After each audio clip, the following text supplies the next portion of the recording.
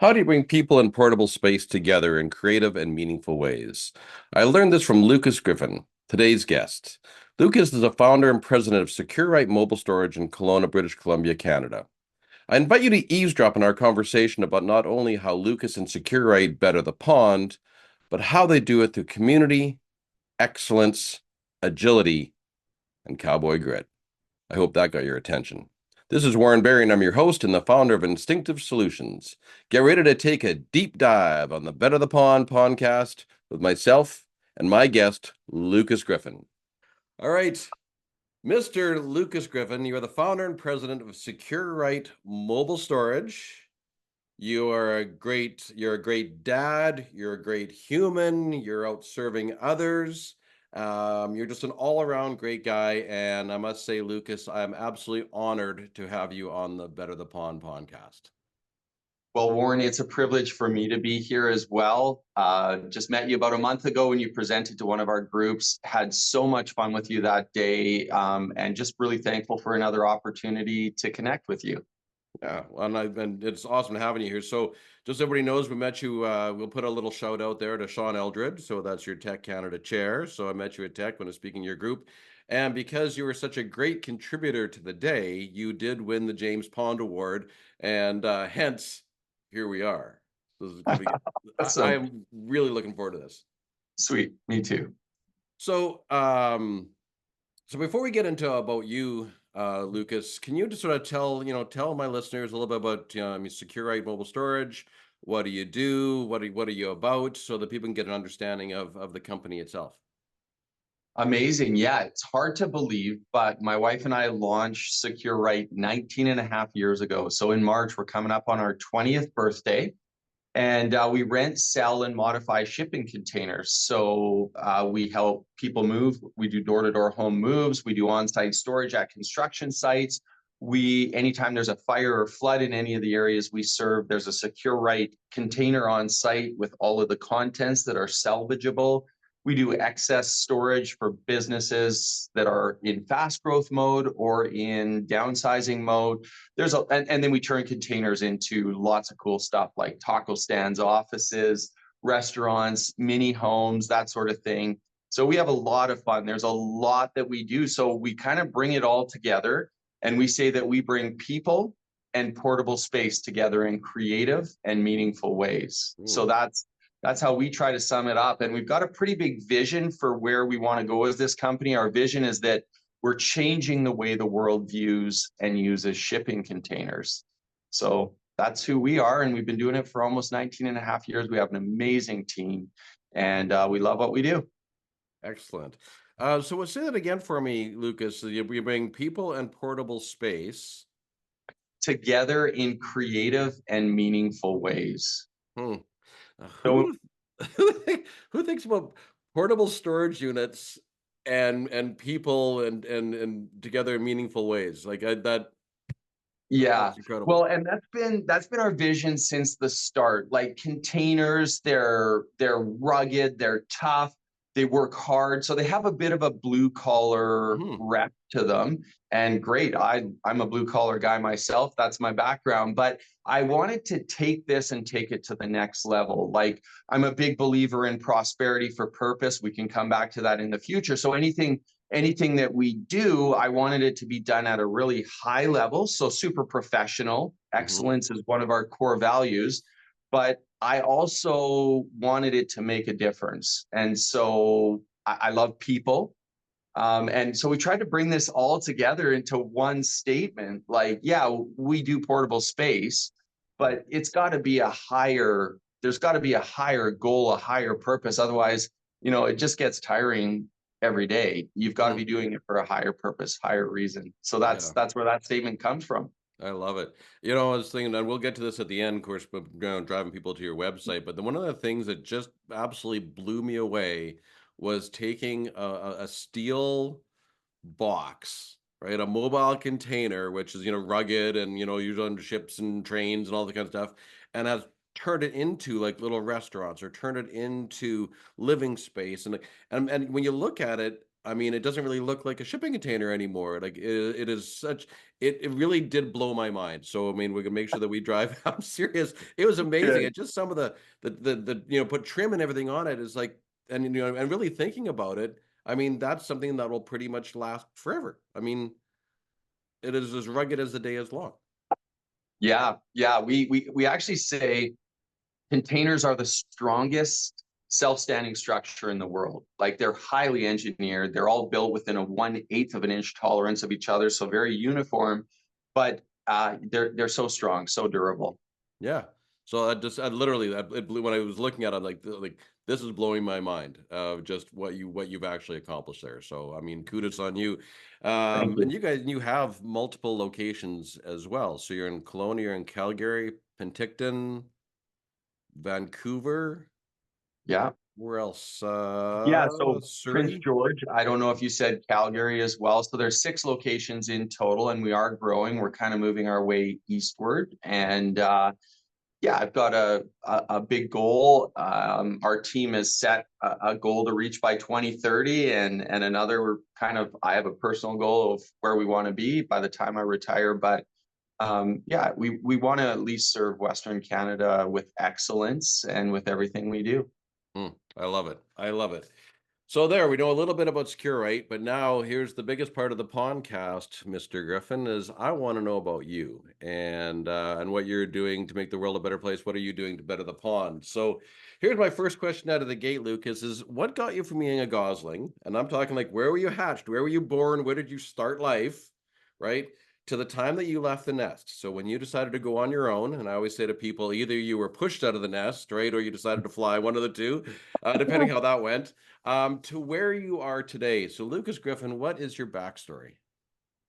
Man, that's a big question. And we actually tried to answer it. Another thing that maybe we'll point the listeners to is we have an origin story video, and Oh, it's going to summarize in 4 minutes what I'm going to say here now. But just concisely off the cuff here. So I was born in 1978. I am a true blue Canadian, born in Kelowna, BC, so where I still live. So the gosling left the nest, but didn't leave far. I've traveled the world though, and I spent 6 months in South America after university. And so it's not like I don't love adventure and travel, but I just love where I live and decided to stay. So born in 1978 in Kelowna, raised to just my brother and I raised by the best parents in the entire world, like just such loving parents who taught us a lot about love, taught us a lot about commitment, taught us a lot about uh, sacrifice. And that all kind of factors into my story. And yeah, just so thankful for my upbringing. I actually get a little bit emotional every time I talk about it, just because it was the best. We were a family that literally had nothing. One year, my dad made $16,000, and my mom, she was a stay-at-home mom. So our household income was $16,000 wow. when I was probably, 13 or so. So very, very humble beginnings. And yet you learn a lot about hard work. You learn a lot about just making do. You learn a lot about what really matters. So the toys don't matter, but love and relationship does. Um, so I also grew up in a family where my parents are very committed Christians. And so all of the character qualities that the Bible would promote, I saw lived out in my parents, and they modeled a life like Jesus in a really, really neat way. And so this all factors into who I am, kind of my fiber, and really have tried to be a man of integrity, leading with integrity. I screw up, I'm human, but the bar was set very high by my parents. So when I was in high school, I started. My dad owned a landscaping business and seasonal work, but in the summers I would work with him and learned how to mow lawns, how to trim edges, how to take care of plants and trees and that sort of thing. So I started probably when I was 13, mowing some of the neighbors' lawns. And then by the time I was 16, I had more. And then by the time my dad left his lawn care business to get a more stable full-time job at the lumber mill in our town, I took over his client base. So I was going to school, chasing lawnmowers on the weekends and evenings and throughout the summer. And then I carried that on right through university, kind of built up my clientele until university's busy, and spring and fall are very busy times in both university and landscaping, and it didn't work anymore. So I sold my first business in second year at university, and I was in business school by this time. So growing up, I had thought, I want to be a dentist. They make lots of money. And my parents were like, man, you seem geared to business. Obviously, do what you want. But by the time I graduated, decided I was going into business school. So I have my business degree and graduated in 2000 from Okanagan University College with distinction. I worked hard, so I graduated at the top of my class and just love business. I'm a bit of a nerd. I'm a Bible nerd on one hand. I'm a business nerd on the other hand. I just love learning, and I think continuous improvement is so important. And part of that is always be learning. When you're learning as well, it keeps you humble. The second you think you know it all, that you're better than other people, things start to fall apart really quickly. You stagnate. You get stuck in a pond that is not fresh water, to use the podcast language, and it's totally stagnant. And so, anyways, graduated from university with my business degree. Married a couple years later. Was always waiting to launch my own company. I knew that's what I wanted, but I was waiting for the right idea at the right time. I actually worked for David McLean. He's a tech speaker and chair. Great guy. So I worked for him for 5 years. And one of the things that he really engraved in my mind was prosperity for purpose. So that's a phrase I've already used once. We're going to talk more about that later in this podcast. But great mentor, great teacher. Just love Dave, and learned a lot from him when I worked for him. And then came the day where my wife and I stumbled across the idea of self-storage. My father-in-law really pushed me to launch a self-storage facility. He's like, man, build a facility, fill it up, collect monthly earnings, come preaching with me. You'll never have to work again. That was his take on it. And it was like a little bit unrealistic. That's not how any storage business works, but it sounded good. So we started researching, and then portable storage came along.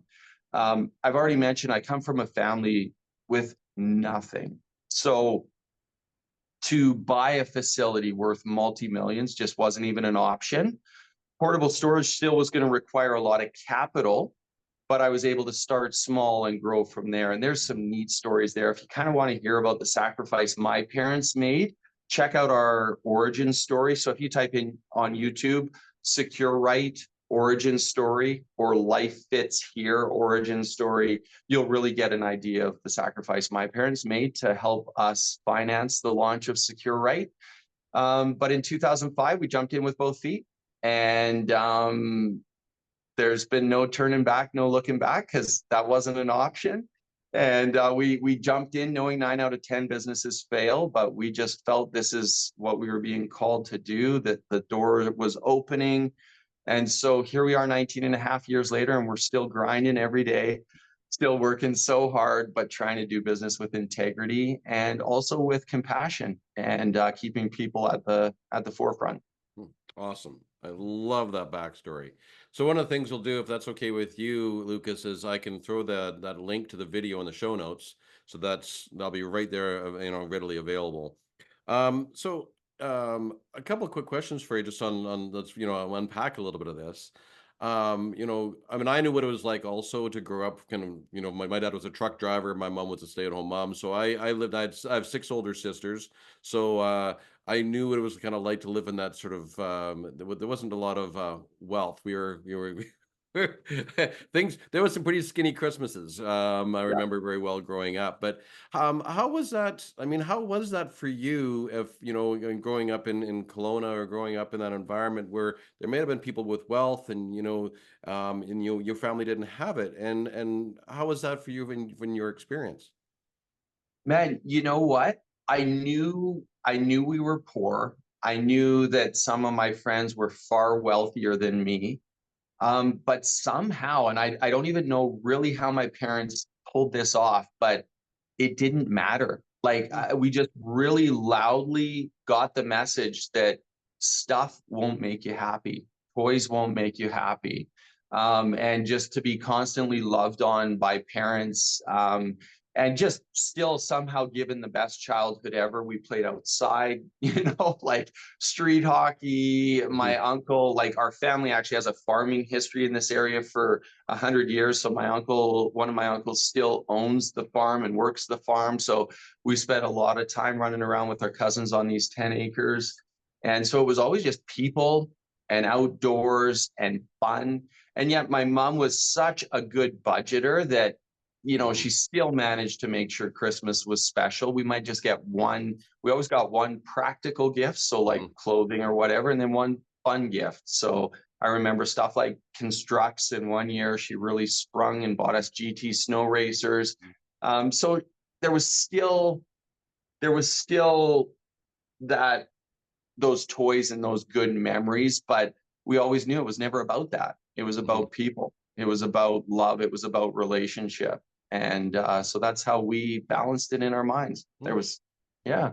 Yeah, I love it. I mean, really, and really understand the simplicity of it, right? I always say never underestimate the power of simplification, right?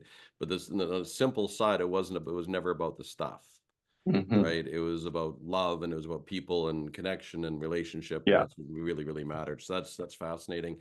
Um, so if you were to look at your mom and dad, if you don't mind me asking, with your as far as your dad goes, what do you think it was the greatest lesson that your dad taught you? Man, there was a lot.